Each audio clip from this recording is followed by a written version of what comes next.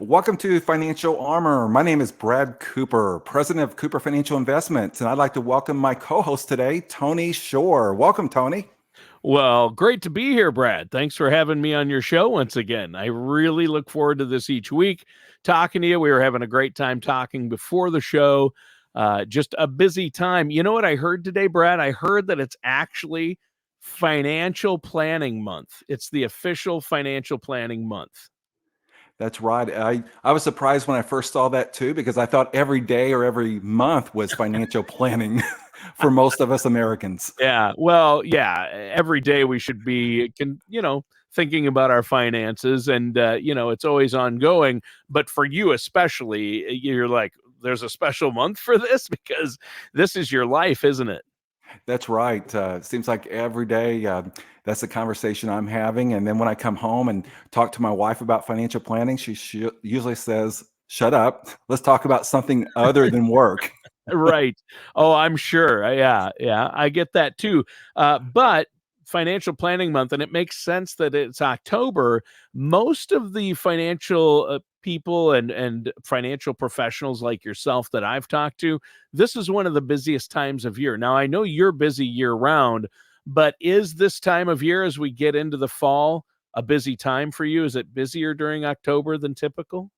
Yes, the 30 years I've been in this industry, I have found, Tony, really starting in the end of September, going into the last quarter of each year is some of our busiest months. And I think the reason why is families come off family vacations, and they're getting their kids back into school or Yep. grandkids back into school and getting back to a normal routine. Then they start paying attention a little bit to what's going on in the household. And then they're looking at, the next month or two. Thanksgiving's right around the corner. Then you have Christmas. Right. So a lot of people are looking at trying to get things in order and try to get organized. Yeah. Yeah. And it's that getting organized that we're going to talk about today, right? That's right. We're going to talk a lot about, you know, the really 10 biggest financial expenses that retirees will face and maybe not think about. And we're just going through the top 10. We could spend probably several shows just on this topic as far as when you do retire or you're looking at maybe retiring in the future, what expenses are out there that I should be aware of that I will not be surprised with. Yeah.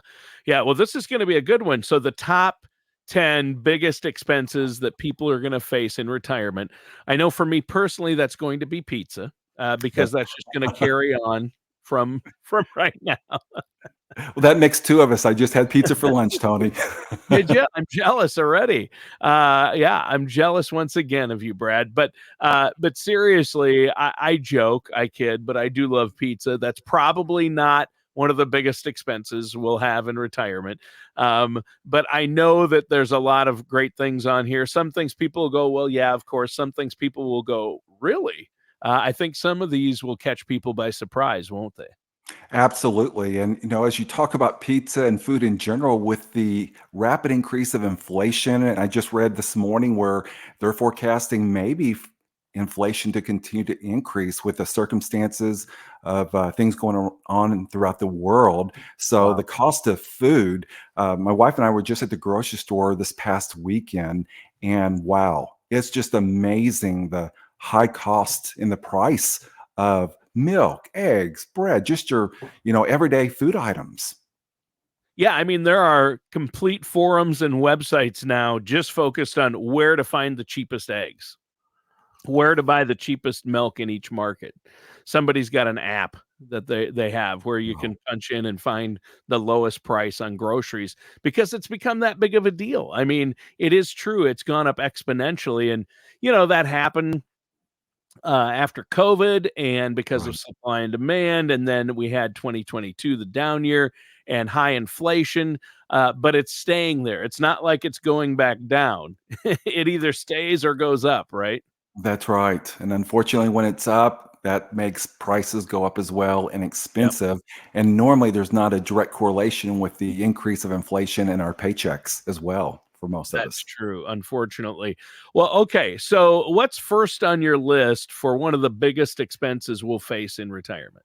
Well, it's interesting when I came across this article and study, and the research I've done with other articles and studies on this topic. The number one area, which is also one of the top concerns for most retirees, is healthcare expenses, our future healthcare expenses, which we talked a little bit about and touched on a little bit in previous shows, but healthcare in general. Yeah. Well, healthcare costs, you've mentioned it on the show before, and I know we've talked about it, but healthcare is huge. It's got to be one of the biggest. I can see why it's number one on your list. I forget the exact amounts, but I've read different studies and articles. I think Columbia University did one, and maybe even Mayo Clinic, but they all talk about the average amount each retiree will spend on healthcare and retirement, and it's a crazy high number, like over $250,000, right? Right. And that study, Tony, that you're referring to, not only will the average American between age 65 and 85 spend over $250,000 out of pocket, that does not include nursing home expense. Yeah, long-term care, Right. right? That's a lot of money, and that will eat away at your Social Security, your Yeah. pensions, your portfolio if you don't plan accordingly. So we take healthcare very seriously, and we're being very proactive, Tony, when it comes to looking at healthcare, whether it's maybe in-home healthcare expenses or assisted living or long-term care in a nursing home. We're being proactive, and there's strategies today, several out there that provide benefits to a retiree. And these benefits will cover, in some cases, half to maybe 100% of those expenses if you learn a little bit more about those strategies. And here's what I discovered: a lot of our industry will not talk about these certain strategies for some reason. And this has been probably at the top of our conversation with every person we sit down with on a daily basis. Yeah, long-term care is a crisis in this country, and people are starting to realize that, especially in the position I'm part of, that sandwich generation, where I've got Mhm. adult children that we're helping cover college for, and then my wife and I have parents that need full-time care. And so I have loved ones that are in long-term care, and it ranges anywhere. My mom has Parkinson's and absolutely has to Wow. be have that Sorry. long-term care. Yeah, but it's $6,000 a month, and she's in a state-run facility. It's a very highly ranked one. It's number one in the state where she's at in Minnesota, and it's fantastic. However, like my mother-in-law is in a facility assisted living, but if she needed to move into the memory care unit there, and this is a private facility, very nice, but their Right. memory care is $12,000 a month. Wow. So Unbelievable. I mean, people, we say, why is healthcare one of the biggest expenses you'll face in retirement? It just is. So Medicare doesn't cover everything. It doesn't cover a long-term care in most cases. In fact, if it does, it's only at 90 to 100 days, and then it's only Right. in specific situations if you have to move from a hospital into long-term care. So, right? Yes, and just to add to that, it seems like everyone I'm talking to has a story. Like you just mentioned, Tony. What really caused me to be passionate and really proactive has gone back several years. About 20 years plus. My grandfather passed away. I'm sorry. My grandmother moved in with my mom and dad. My mom was the only child. They took care of grandma as long as they could, Yeah. and eventually, they had to put grandma in a skilled nursing home facility, which Yep. back then was about $8,000 to $9,000 per month. And Yep. what's sad about this, Tony, is grandma and grandpa, their whole life, they sacrificed. They lived through the Depression. They Yeah. saved. They wanted that money to go to their daughter and son-in-law and Yep. grandkids. And as a result of what happened, almost all of it went to the nursing home over the next several years. Now, fast forward, the reason why I'm sharing this is there's solutions if you are talking to the right financial professional. Fast forward now, about 6 years ago, my dad started showing early signs of dementia, Mm. Alzheimer's, and we became proactive, did some advanced elder care planning to protect their estate. So when he went into a nursing home, just through the planning process, he did not have to absorb that high cost on a monthly basis because Medicaid picked it up in the state of Missouri. And as a result of that, mom was able to keep the house and their assets. And today, if it wasn't for that, mom would not have too much money to survive, especially since my father just passed away earlier this year. Yeah, yeah, and I know that your situation there, and you've talked about that with me before, Brad. And that's too bad, but it is good that you did some pre-planning. And it's the same with my mom. She is on Medicaid, is covering most of her expenses, Great. and my dad is able to keep the farm that he inherited from his father, at least for now. So Right. we put some things in place. Luckily, farms are somewhat protected in Minnesota where they're at. The Good. family-owned farms, if they're homesteaded and certain things qualify and you're living on them, and the farmland you own is attached to where the buildings are at that you're living in, that counts, and they can't take that away, even if your spouse is on Medicaid. So that's good in our state. That's Those laws vary from state to state, right? That's right, Tony. And I'm surprised. I did not know that about the state of Minnesota. However, I know other states do not fall in that same category. So what a great state for your parents to be in under these circumstances. Yeah. Um, Yeah, so there's good things and bad things about the right. state of Minnesota. The taxes that they have to pay, or if I ever inherit the farmland, we'll have another conversation about how great Well, Minnesota is. I believe that's on the list somewhere in the top 10, Tony. I'm sure we'll get to is that nasty Yeah. T word, So taxes. what else? We talked about healthcare. That's got to be Right. one of the biggest, if not the biggest. What's next? Yeah, next is home maintenance. And I was Hmm. kind of surprised. And as I researched, home maintenance, it kind of made a lot of sense, especially once you retire. Maybe you're no longer officially working and getting that big paycheck every other week. Now you have your own home, whether you're mortgaging it or you have full ownership. Things break down, especially here in Arizona. It's hot during the summers. Air conditioners break down. I just had to replace 2 units a couple years ago. That's an example of expense. Then you have, a lot of families have swimming pools out here. Lots of upkeep and maintenance there, electrical work, roofs, you name it. There's a lot of money to go along with home ownership, even though home ownership is great, especially in a lot of states, including Arizona, where the property values have increased. Along with that comes a lot of responsibility and a lot of money out of pocket, if you will, to cover those expenses that a lot of us don't think about. Yeah. Yeah, that's a good one. That's one that people probably don't calculate into their financial plans unless they're working with a professional Right. like yourself, or think a lot about. But home maintenance is huge. Some people, you may have your mortgage paid off, right? And that's great.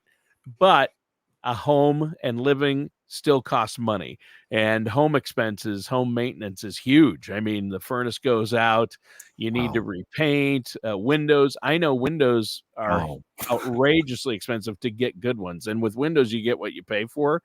And so that can be a huge expense. So I know that's my right. neighbor got his done, and it was like he got his whole house done. It was $40,000. So where's that money coming from, right? In retirement? That's right. That's a big chunk of money, especially under these current market conditions, the last, year and a half plus, with all the volatility, then to have to take that big of a chunk of money out, especially if you're not prepared for it, could be devastating for a lot of Americans. Yeah. Yeah. So that's a big one. It's bigger than people expect, Right. probably. I'm glad you brought that one up. What's next? Next is one of my favorites because this is what my wife and I love to do and are looking forward to when we retire, and that's traveling. And Yes. wow, has traveling ever increased in price over the last 5 to 10 years?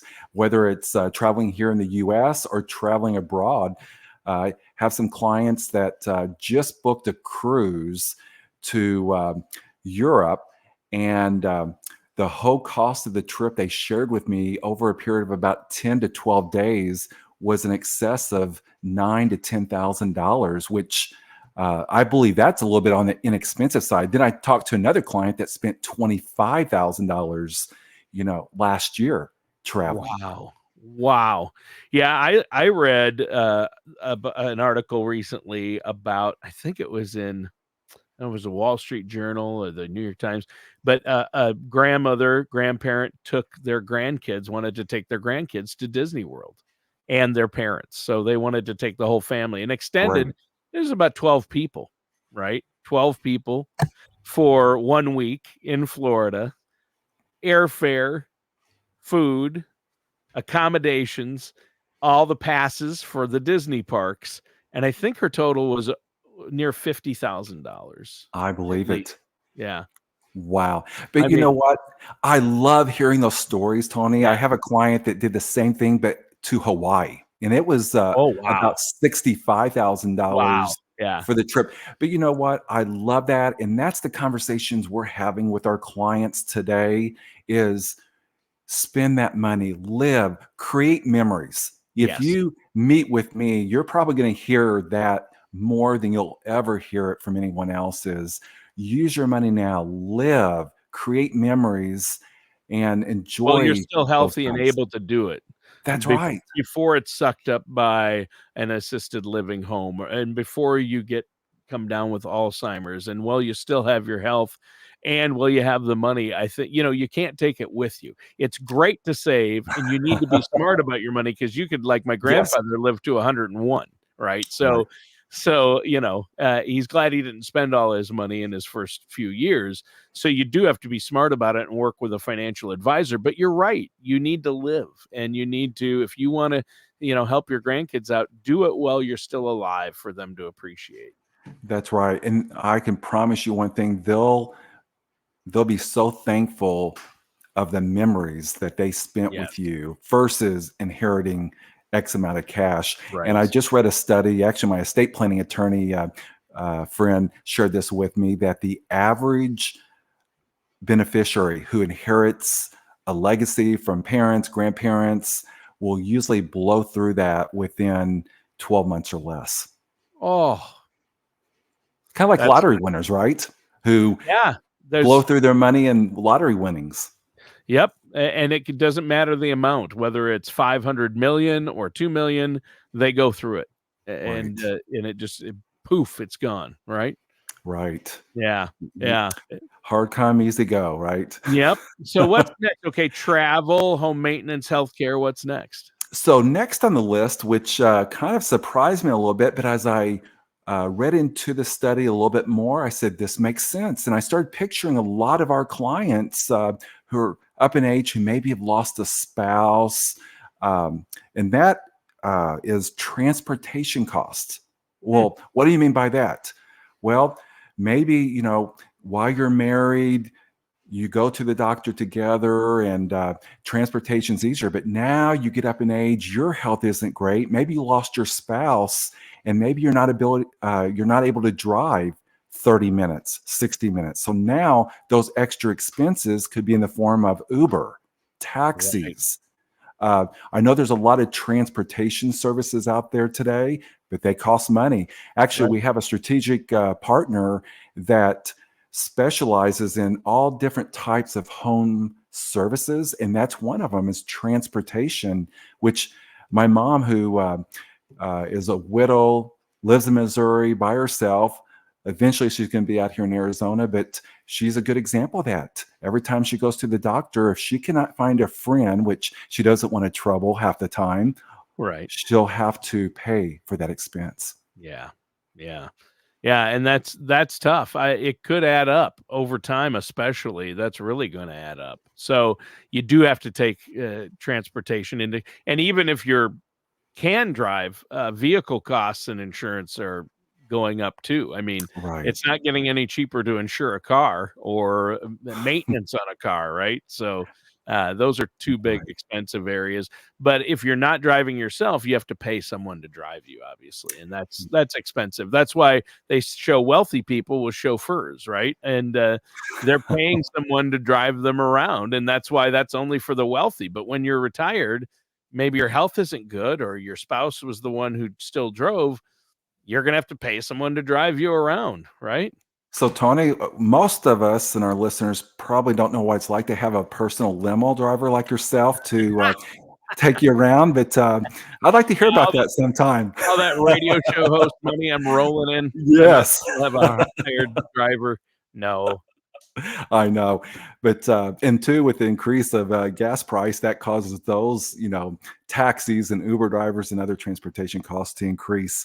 Another one on the list that fell on the 10 biggest expenses to consider is utilities. Mm, And coming off this summer in Arizona, with it being so hot, our air conditioner was running continuously.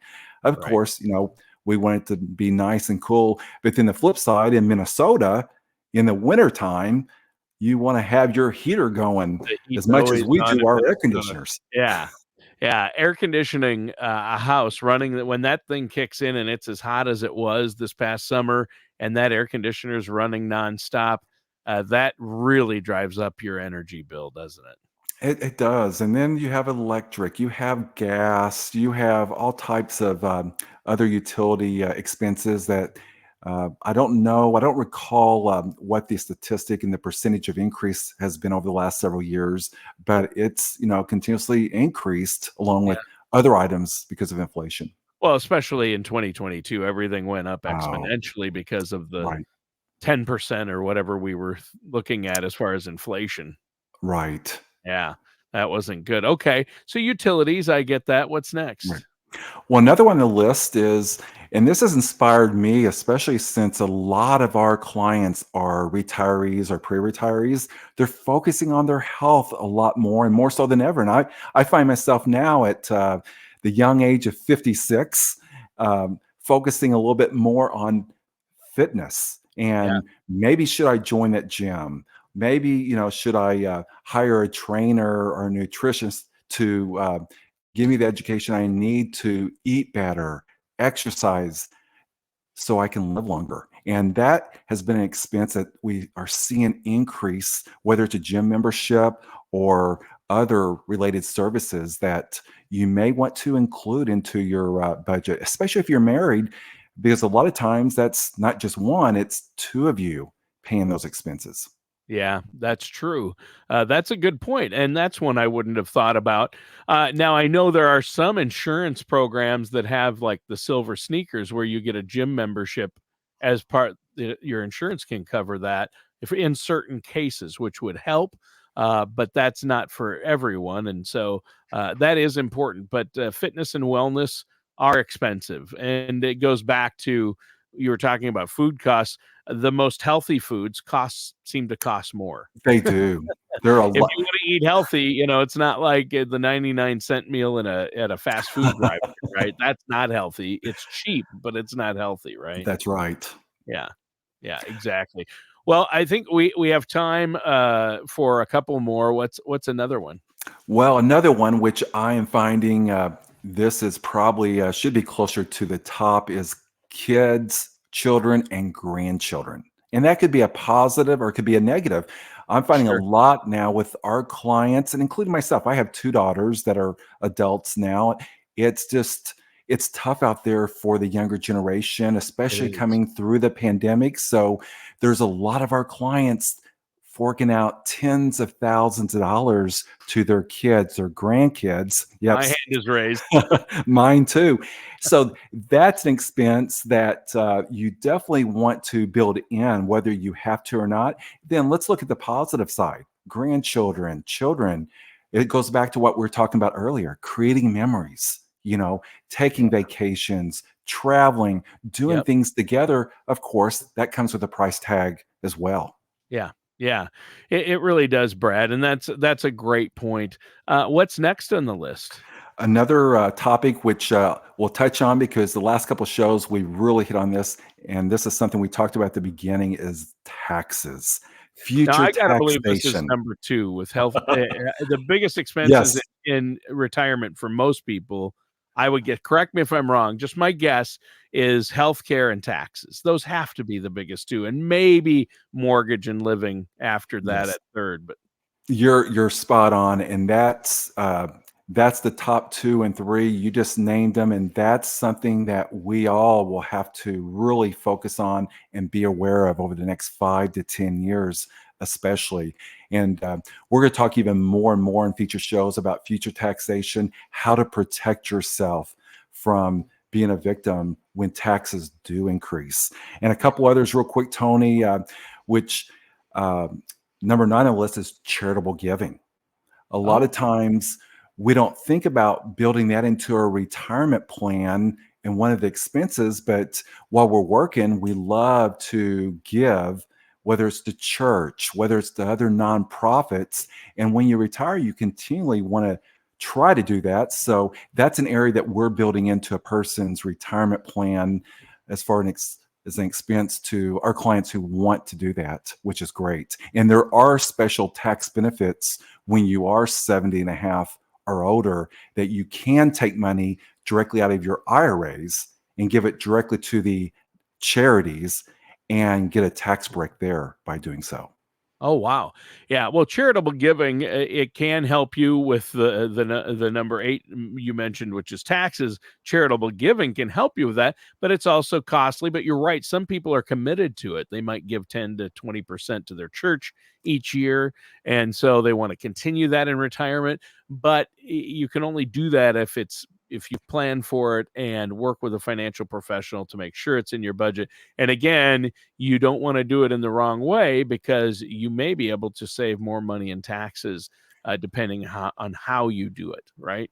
Absolutely. And that is one area that I'm finding, Tony, 9 out of 10 people that I sit down with that are giving who are over the age of 70 and a half are normally just writing checks and not doing this properly through what's called a qualified charitable contribution or a qualified charity distribution and Yes. getting the tax break that you can get. So that's an area that we really focus in, and that too can save you money in taxes.